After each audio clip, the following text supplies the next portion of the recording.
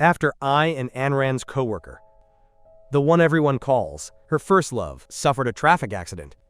She chose to operate to save her first love, while I was transferred to another hospital, which delayed my treatment. When I woke up, I had lost my memory. My memories had stopped 10 years ago. I looked at Ayn Rand with bewilderment and asked, "Are you and I married? Then can we divorce? After all, I don't like you. I already have a girlfriend."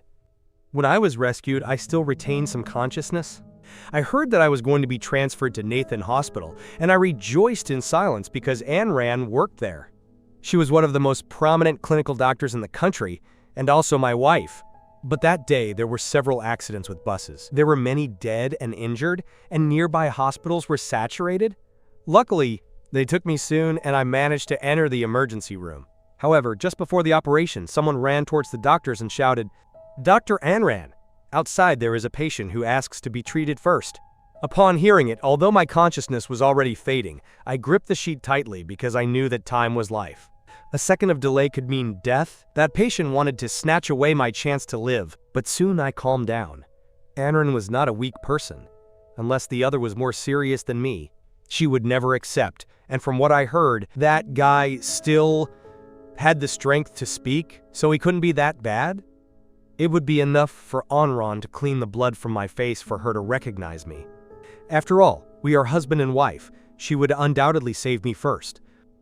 Last night she told me, "Kaylin, let's live well from now on."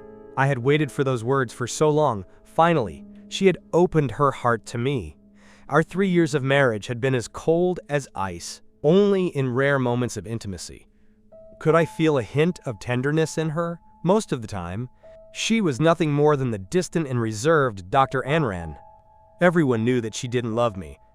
Our marriage was imposed by her grandfather. She had had a first love, someone she loved deeply, but the family opposed it and he had to leave. Since then, she lost contact with him. The pain consumed her, and in the end, she accepted marrying me. On the wedding night, she drank too much, dragged me out of the room, and made me shut up before I said a word.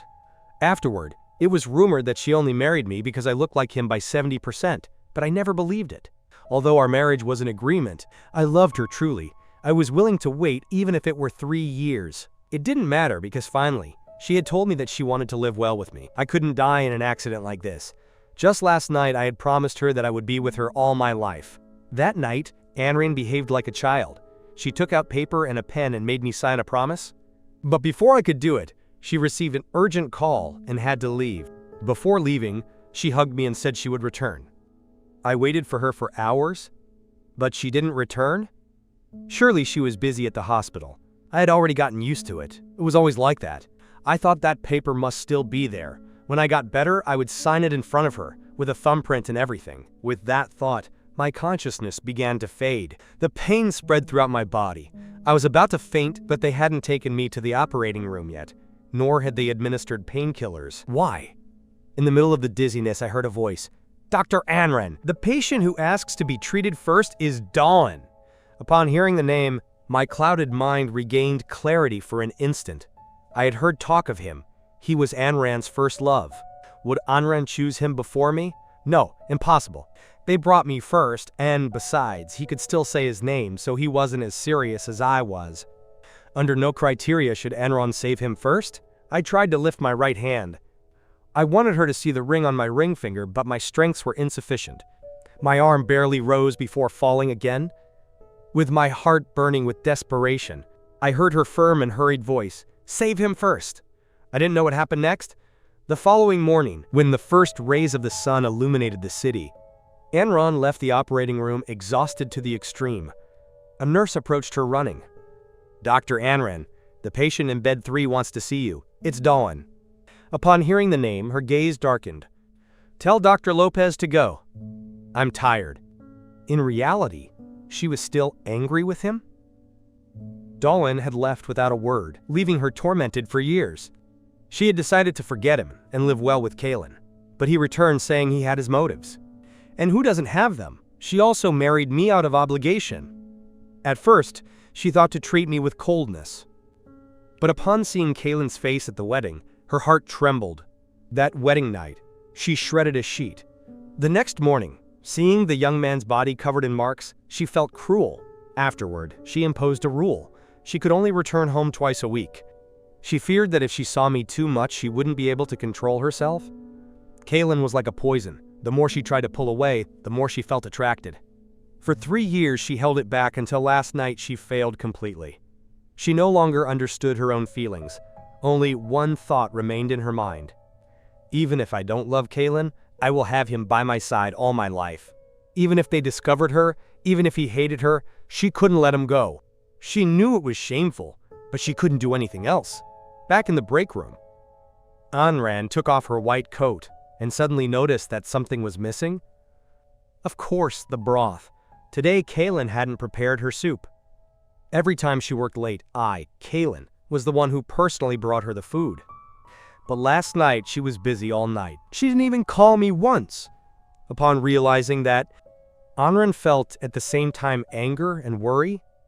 After a few seconds of internal struggle, she couldn't resist anymore and turned on the phone. The contact pinned at the top was Dawn's, which irritated her even more. She had to scroll down quite a bit before finding my name. As soon as the call connected, there was a long silence from the other side before someone answered. Hello? Are you a relative of Kaylin? Currently, he is in our hospital. His state is somewhat serious. Upon hearing that, Anran's mind went blank for a second. What? Why is he in the hospital? Is he hurt? In what hospital is he? I am Kaylin's wife! But before she could finish, a somewhat annoyed voice, mine, was heard from the other side. Impossible! This is a scam! I don't have a wife! It was in that instant that Anran understood. I had lost my memory. Without thinking further, she ran out of the office. At that moment, the head nurse was passing by. Seeing Anran so hurried, she smiled and said to her, Dr. Anran, just in time. Dawn has woken up and also wants to see you, according to the nurse. The first person Anran had operated on last night was Dawn, so he must be someone very important to her. But poor for the other patient they transferred. It was said that due to the delay in treatment, his situation had become very serious. What a disaster, said the nurse. Clearly, that Dawn guy wasn't so serious. But he had to use influences and ruin another's life? She shook her head, although, well, there was no other option. The poor patient had no backup. After all, this private hospital, the best in the city, does not belong to Dr. Anran's family. She thought that, but seeing that Anran had already moved away, she shouted, Dr. Anran, you are going the wrong way. The elevator doors closed, leaving only a sigh. Whatever, I never liked that Dawn. Surely Anran has her own reasons. Anran had never felt the elevator go down so slow. In that moment, in her mind, there was only one image, mine. Kaylin had also had an accident that night. Why didn't they take him to her hospital? The hospital where I was interned was located in the outskirts, with obsolete equipment and little experienced doctors. How had I ended up there? If they had taken me to her emergency room, Anran was sure that she would have been able to save me, that she wouldn't have allowed me to lose my memory. Just thinking about it, her heart became disordered. On the way to the hospital, she turned the steering wheel sharply to return home. She took the marriage certificate and wanted to take also a wedding photo of ours. But no matter how much she searched, she didn't find any. It couldn't be. A 3-year marriage without a single photograph together? Anran rummaged through the whole house, but the result was the same. In reality, at first, she didn't want to marry me. It was only a marriage of convenience. My parents had never supported me, so Anran never felt that she was doing me harm. 3 years married and not one photo in common, only that piece of paper, the marriage certificate. Would I trust her? With a heavy heart, Anran arrived at the hospital, pushed the door of the room, and entered. Upon hearing the sound of the door, I was looking at my phone. I had just remembered the password. Luckily, I hadn't changed it in all these years. The doctor had told me that I suffered from amnesia. He asked me many questions and concluded that my memories had stopped 10 years ago. Click! The noise of the door sounded. I lifted my gaze by instinct and saw someone so familiar that my chest ached. Anran, you finally come. Upon seeing her, I felt how the stone in my chest fell to the ground. I checked the messages and confirmed that she really was my wife. But even so, I couldn't believe it. I looked at her a bit dazed. Anran, are we really married? She stayed rigid, took a few slow steps to the bed, and nodded gently. I observed her with attention. After marrying me, She hadn't changed much. She was still as cold and distant as in school. I hesitated a moment and with caution said, "Then can we divorce?" Anran had always been proud since childhood, and I feared hurting her pride. And indeed, a second later, she looked at me with incredulity. Her face became colder. But what did it matter? I didn't need to live dependent on her state of mind. I took a deep breath, gathered courage, and continued. "Anyway, I don't like you. I already have a girlfriend." As soon as those words came out of my mouth, I regretted it because 10 years ago, my relationship with that girl was still not public. If Anran discovered it, she would undoubtedly mock me. "And who is your girlfriend?" Her voice was ice cold. "It's none of your business." I responded with a slight smile and returned to the main topic about the divorce. "The doctor said that I still can't leave the hospital. We can talk about it later when I recover. We do the paperwork, okay?" Upon hearing that, Anran felt as if a small lion scratched inside her chest. How could he say divorce? With the same lightness as if talking about going to buy vegetables? Why? Just because you don't love me anymore? Word for word, Anran looked at me fixedly and said clearly, "Because now you are only allowed to love me. Understood?" "Yes, I like her. It's not a lie."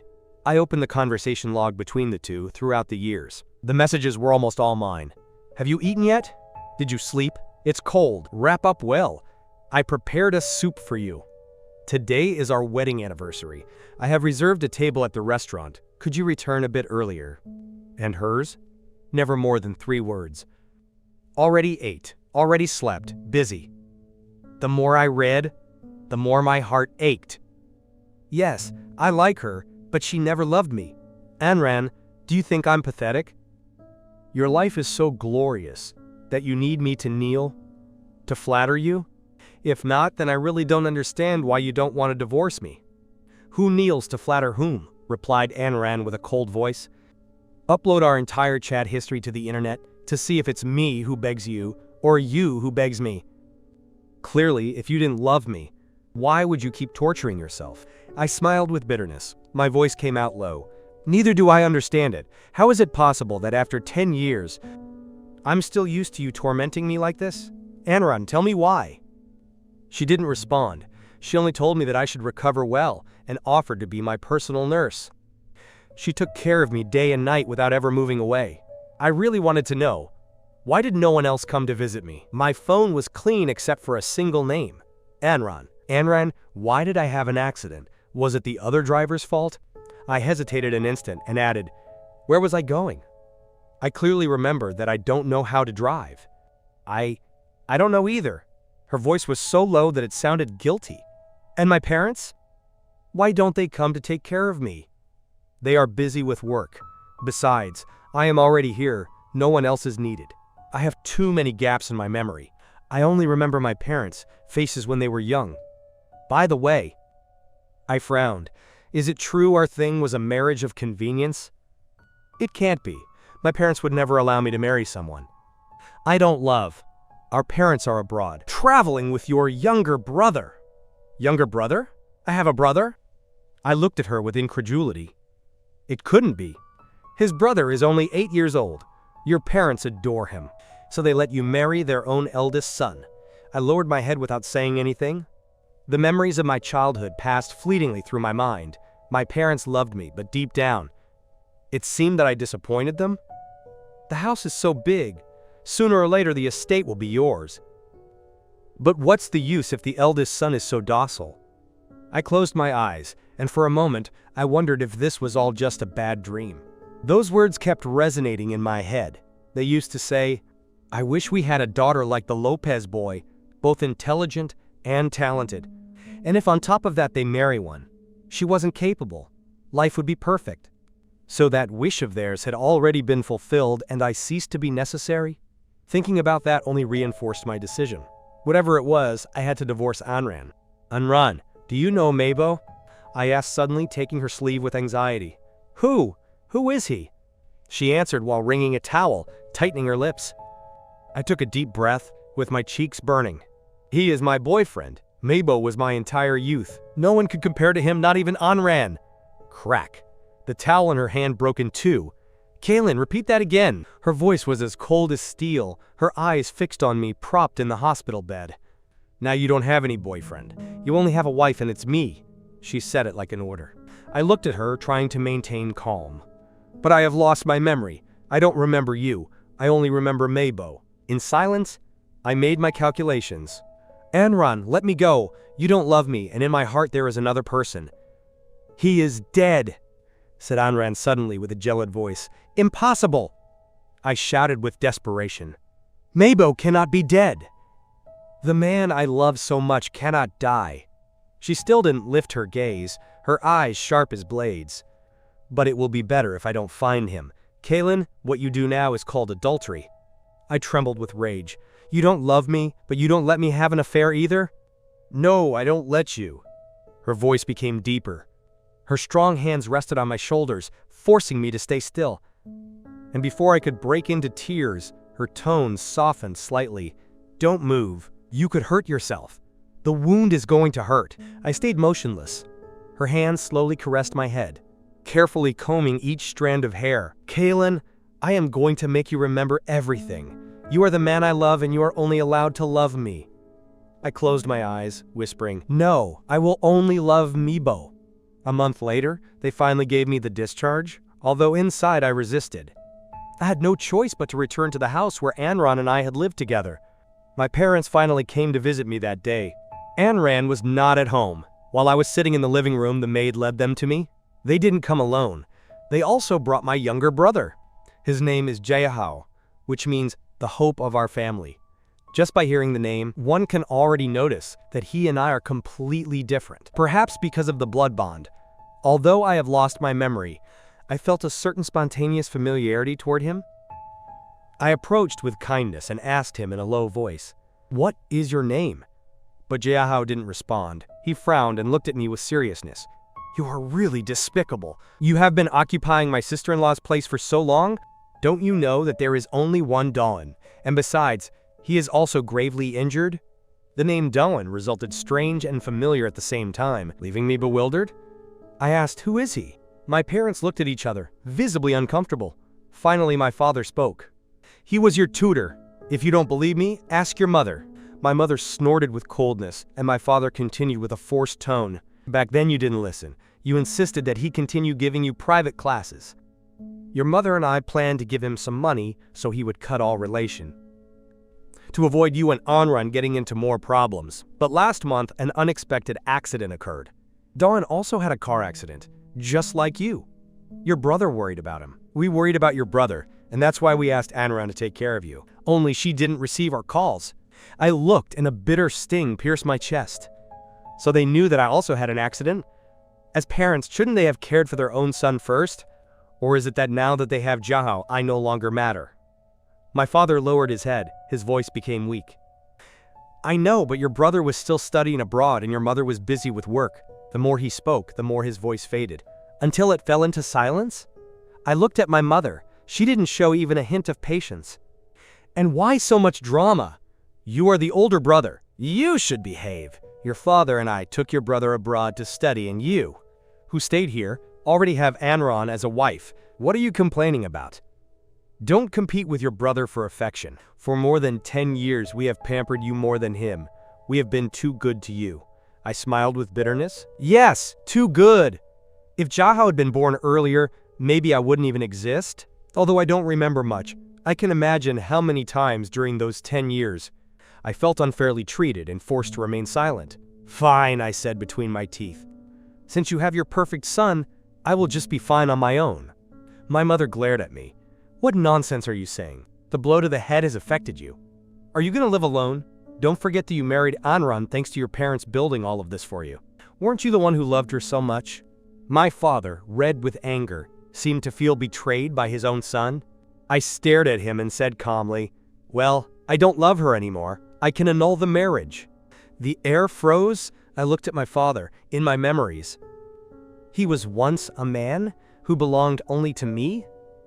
Although he sometimes got irritated by my mediocrity, I knew it was because he had also suffered the same, being the child of a man who only valued wealth.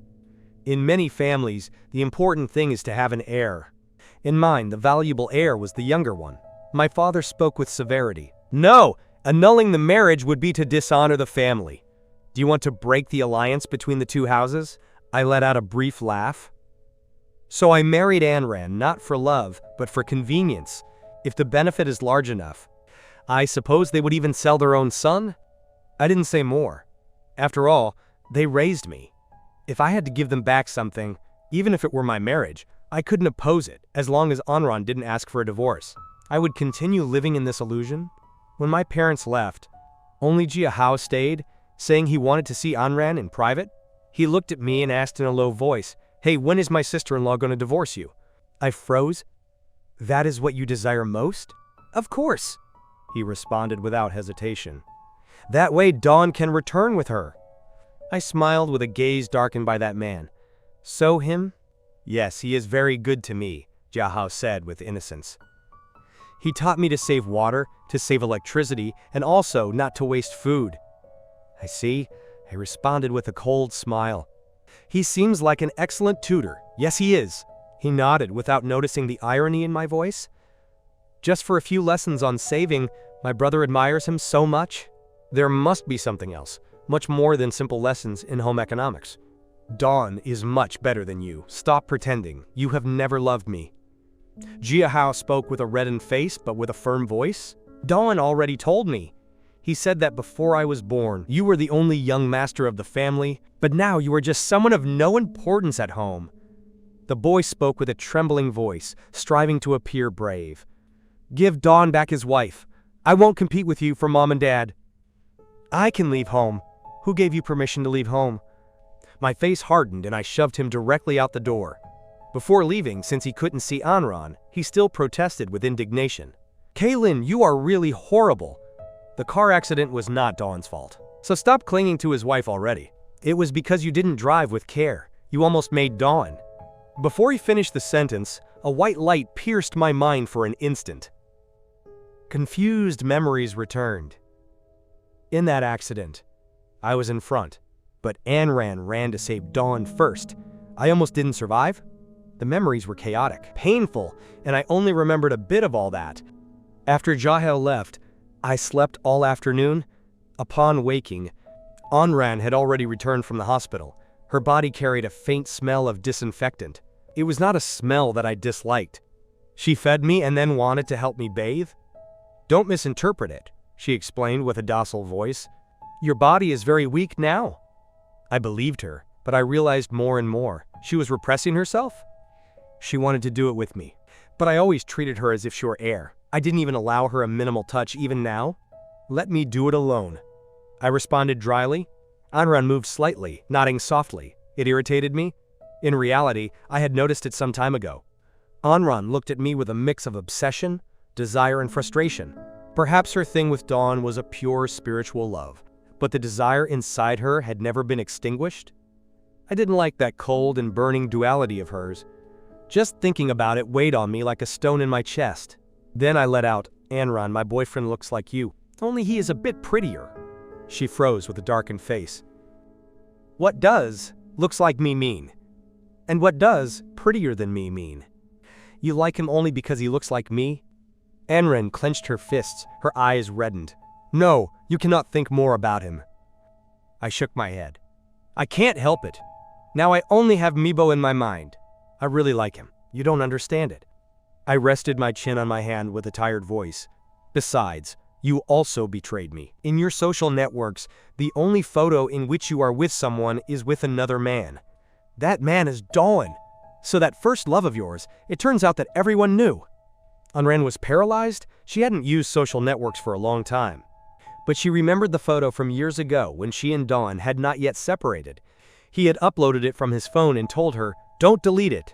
She, resigned, accepted it, and kept it until today. I thought our marriage was the type that allows a third party. I looked at her for a long time before speaking. "No, I never allowed it." Anran, with red eyes, grabbed my wrist tightly and pronounced each word with rage. "Between us, there is no place for a third party." She took a deep breath and deleted the photo at that very instant. "See? I already deleted it.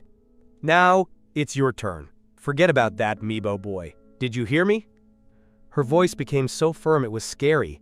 I wrenched my arm from her grip. I cannot forget him. My memory stopped 10 years ago. In my mind yesterday, Mibo and I did something that would make anyone blush. Anran felt like her head was going to explode. Yesterday, she forced herself to stay calm and asked, "Yesterday? What exactly was it that happened?" In reality, she didn't want to know the answer. She only wanted to decide what type of death that Mibo deserved. That was her husband, her everything. And Mibo? What was he? "It's my business, don't get involved." I hadn't even finished the sentence when she had already lifted me up in the air. "What are you doing?" "I'm taking you to the hospital. The doctor said you should rest at home," she responded, "but I can't wait any longer." Anran couldn't wait any longer. She only wanted me to remember everything. She took me back to the luxurious VIP room of the hospital. She called an entire team of specialists just to recover my memory. But before they presented the plan, Dawn came to see me for the first time in his life. He lowered his head and asked for my forgiveness. The thirst contained for years finally overflowed. It turns out that all this time, the person who occupied the deepest place in Anran's heart was still me. "I'm sorry. You're not going to shout at me or insult me? You want me to insult you? Fine, I'll indulge you. Dawn, you are a selfish and shameless scoundrel. Is that okay?" I almost never insult anyone, but Dawn really deserved it. Not only had he gotten his position through contacts, but he also spoke ill of me with Jiahao. Upon hearing me, Dawn's eyes reddened. He looked at me with fury. "You already insulted me and now you act offended?" I didn't want to continue arguing with him. No one has that much free time. "Dawn, I know you like Anran. If you want, I can help you be with her. You two being together would also be a stroke of luck for me." I, on the other hand, remembered very well that in my heart there was still a first love. His name was Mibo. Upon finishing the consultation with the medical team, Anran's mood did not improve in the slightest. They spoke about my state. It was not serious, but if they wanted me to recover my memory fast, they should let me get close to that which I desired, and what I desired to see, there was no need to ask it. Of course, it was Mibo! Anran stayed alone in the office, feeling how her heart twisted with pain. She had always believed that I loved her deeply. But now she understood that the affection I had for her did not compare with what I felt for Mibo. My love for her was nothing more than care and compliance.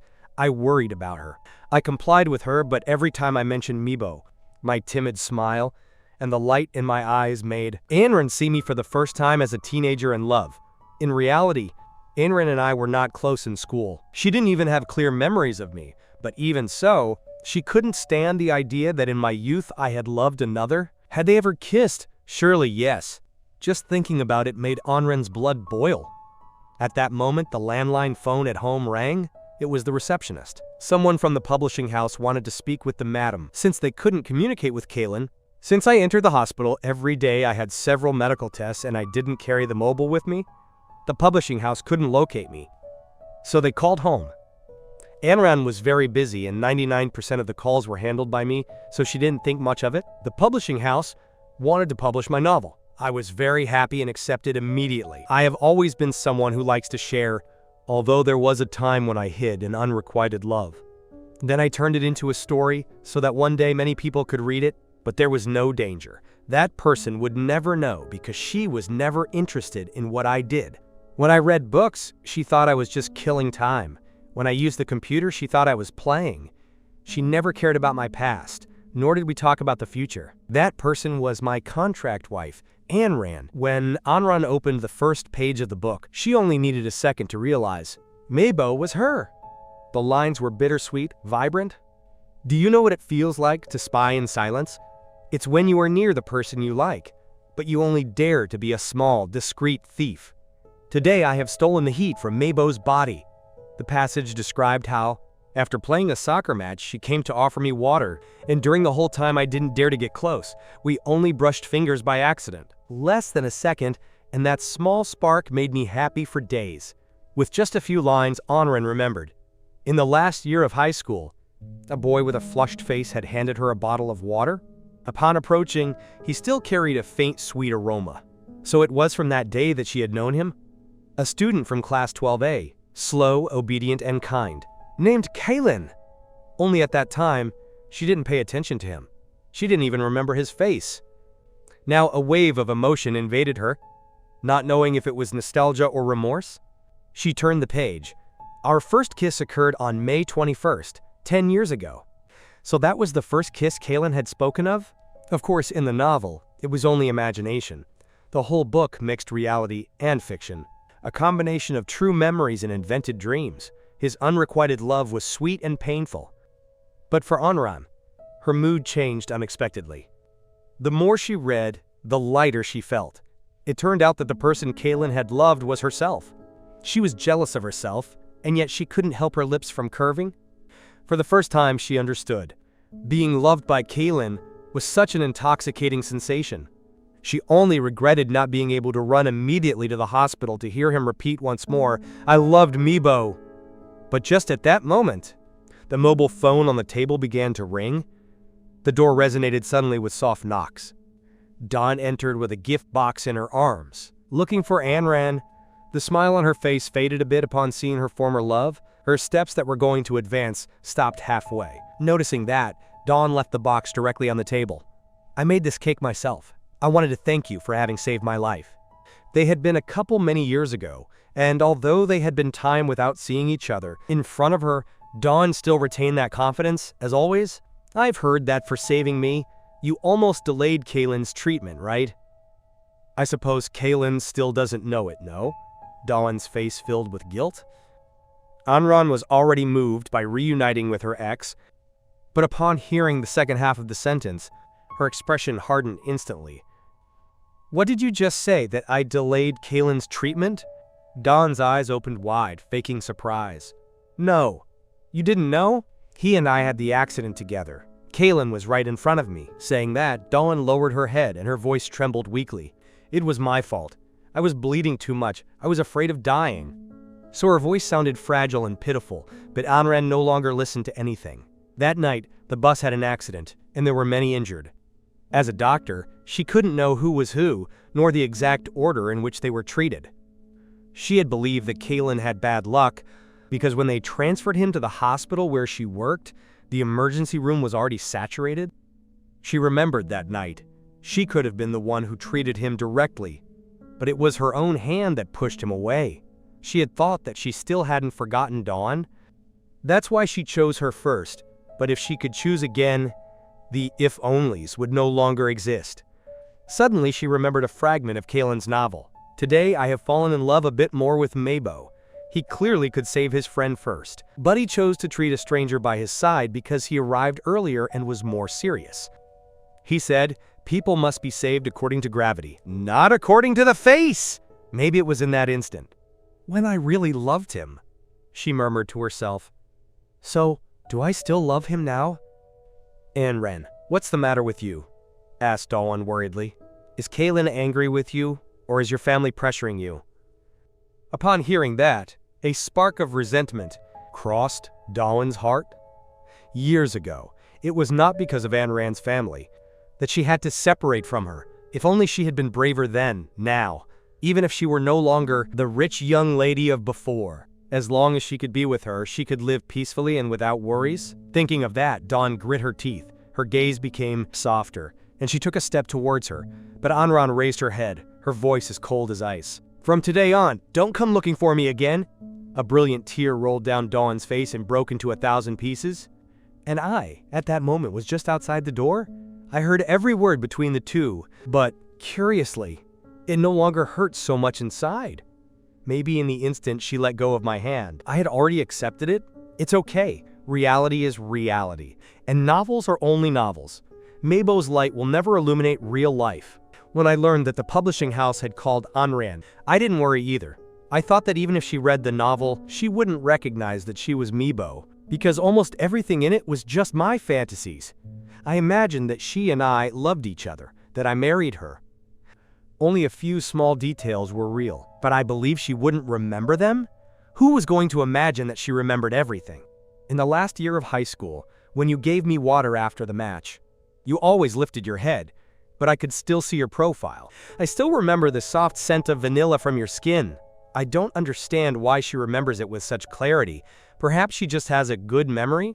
There is no longer a storm in my heart, In reality, my memory stopped 10 years ago. When I wrote that book, I knew very well that from the beginning, I wanted to turn Anran into Mabo. I was only looking for an excuse to divorce. Kaylin, let's not divorce, yes? Her voice trembled weakly. Anran hated my current coldness. Before she loved my sweetness, my patience, but now she wanted me to lose control, to get angry because of her? However, I responded with calm. If you don't want to, then we won't divorce. Although my parents preferred Jiahao, they also loved me for many years. I wouldn't destroy everything for selfishness. Anran exhaled softly, her face relaxed. Okay, she said. After all, ours was only a marriage of convenience. I let out a brief laugh and the air became heavy. Her face changed several times until finally she only murmured with a light voice, "Okay, as you wish." In that instant, I knew she was angry. After hearing what Dawn had told her, she almost ran out of the office and bumped into my gaze in front of the door. I'd already heard everything. Anran wanted to explain herself, but didn't know where to start. Whatever she said, she had already disappointed Kaylin to the very depths. No words remained. Luckily, between the two of them, the marriage of convenience still existed. It sounded cold, but in reality, a marriage for interests is sometimes more lasting than one for love. Because if it's about love, when it ends, each can go their own way, but a commercial marriage? No! It not only joins two people, but also two families, two companies. Before, Anran detested that marriage. Now, instead, she felt fortunate. It was time to admit it. She already liked Kaylin, and not only in carnal desire. It is the only way in which I can repay my parents because I have no other path. I sighed softly, turned around toward the hospital room, and threw the novel into the trash. In reality, from the start, I was nothing more than a coward. Someone who only knew how to dream without daring to act. A tool without its own will. 2 months passed, the treatment began to show results, and I began to remember most of the things from before. During that time, I always remained in the marital house that I shared with Anran. She had changed a lot. She returned home more frequently.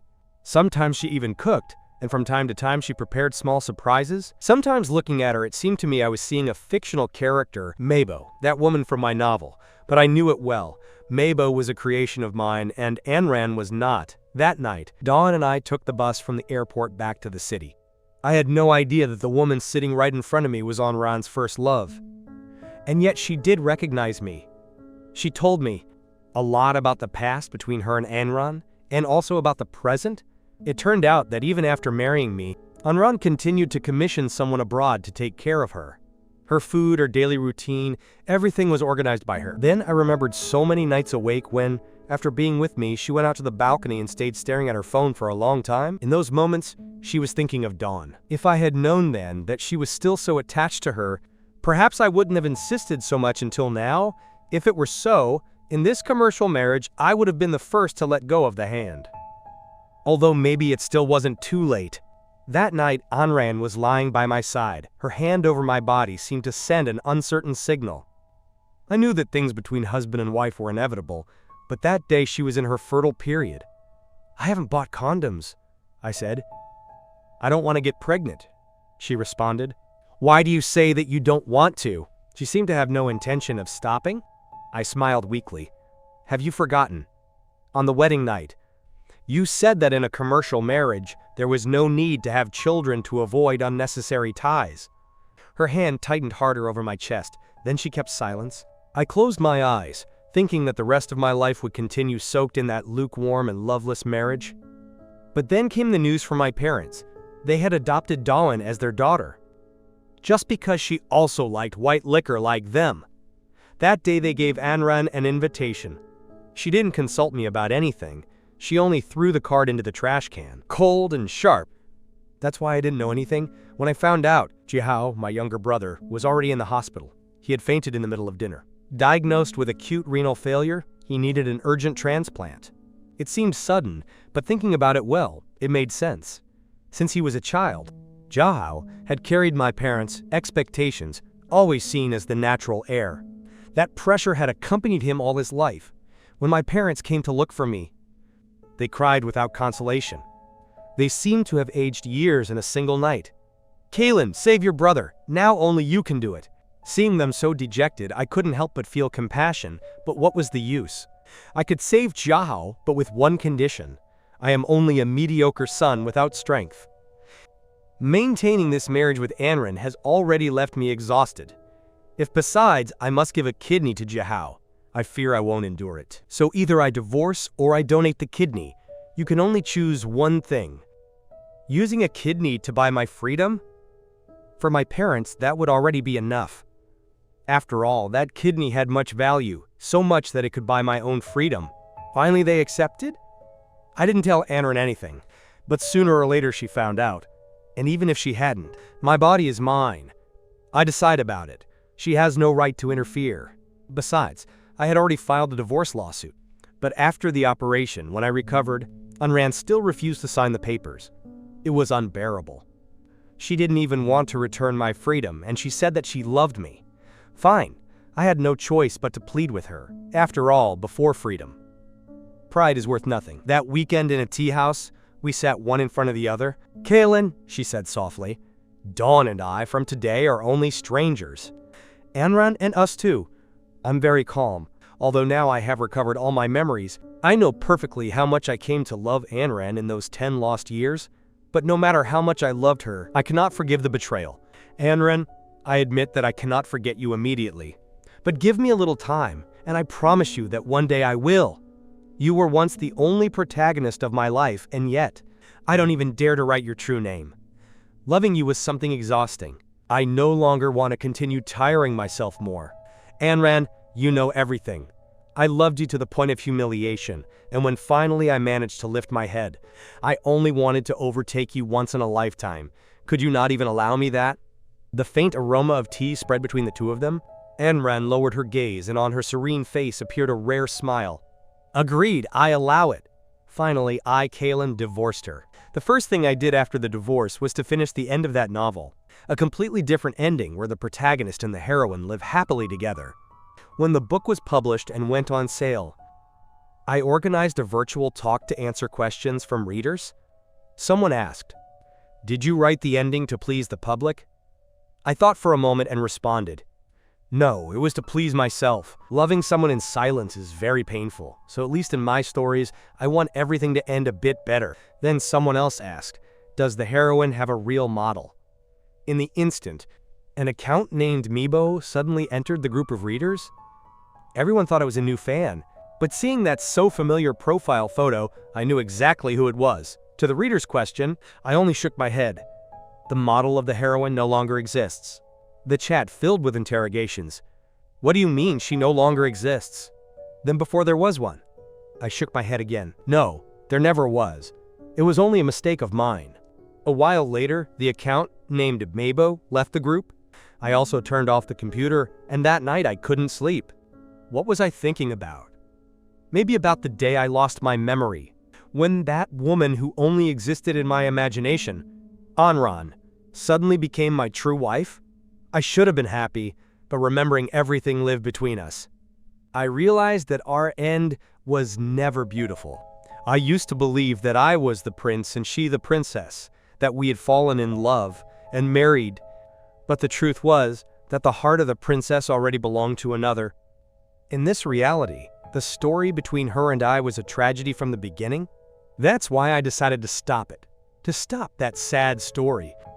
I continued writing other works, and many readers asked me, "Will there be any heroine better than Mibo?" I responded without hesitating, "Of course there will. Although my youth has already ended, my life still continues. And one day I will have a better protagonist." 3 years have passed? Kaylin did not speak just to speak. Both in reality and in his stories, he really had found a better protagonist. He married a former university classmate, a woman who had been single for many years. Some suspected, could it be that she waited for him until he divorced? She denied it roundly.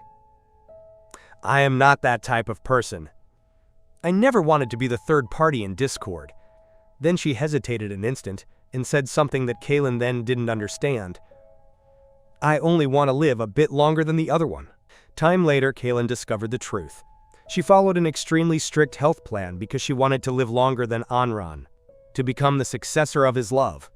In reality, that woman and Anren were friends. Kaylin had coincided with Anran many times, and more than once she had seen him with her own eyes. She also remembered the soft scent of vanilla that Anran used to wear. What Kaylin never knew was that that woman had also loved him. She believed that Kaylin had married Anran only because of a business agreement. That's why when he divorced, in that same instant she already desired to marry him. Of course, upon knowing the truth, she collapsed for a long time, but then she consoled herself. It's okay. The important thing is that there is a good ending. People passing through don't matter. When he married the new wife, he no longer lived in the family house. Everyone knew that his family had adopted another son in his place, and treated him even with more affection than their own son after the divorce with Anran. Kaylin almost never returned to his parents' house, and with the years the bond with them was cooling. Only his younger brother continued striving, although to Kaylin he no longer mattered. However, the day of the wedding, when Kaylin left the hotel where the ceremony was celebrated, Jahao, his younger brother, appeared among the crowd. He had already grown. He had the bearing of a young adult. He was still the pampered one of the family, the golden child that everyone loved, except his own brother Kaylin. With time, Jahao discovered that Dawn had always manipulated him, that her closeness had a hidden purpose. He wanted to get closer to the older brother, but by then, Kaylin no longer paid attention to anyone. He hadn't even sent him a wedding invitation. Jahao felt hurt, humiliated, although he had kicked out Dawn. Although he knew that she had never been his true mentor, the pain was still there. Dawn had been kind to him only out of hatred. Hatred toward the older brother who had snatched Anran from her. That's why her revenge consisted of taking away the most valuable thing to Kaylin, him. But she was wrong, because for his brother, Jahao had never been important. With his head bowed, Jahao gathered all the money he had saved since childhood, put it in a red envelope, and handed it to the old lady who collected the wedding gifts. "This is for the groom." The woman smiled and asked, "And you? What relationship do you have with the groom?" Jahao kept silence, lifted his gaze toward the wedding photo, and thought with bitterness, "How can he not realize it? We look so much alike. I am his blood brother." He lowered his head and murmured, "I am the person the groom most hates."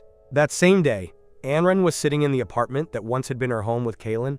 The sunlight fell on the desk, illuminating a white sheet that turned golden. In it shined some lines of text. Curious, she approached and discovered that it was a promise written by hand. "Kaylin will love Anran forever. He will never separate from her." The calligraphy was delicate, each stroke full of patience and tenderness. Years ago, when he wrote that paper, he surely loved her with all his being. Just then, Anran received a call from Dawn. She said that she had just returned from abroad, that she had a problem and needed her help. She didn't think about it too much and left home hurriedly. That's why she never got to sign along with Kaylin that promise. Sometimes she wondered, if that day I had signed, perhaps Kaylin wouldn't have abandoned me. That question tormented her. She lost all motivation to work. She lived plunged in an endless vacuum. She didn't know how much time passed until she remembered who she was. A doctor, the protagonist of Kaylin's story. She couldn't and didn't want to collapse like that. She must live as the heroine that he once described. 6 months later, Anran joined a volunteer medical organization. She left abroad to war zones and disasters to save lives.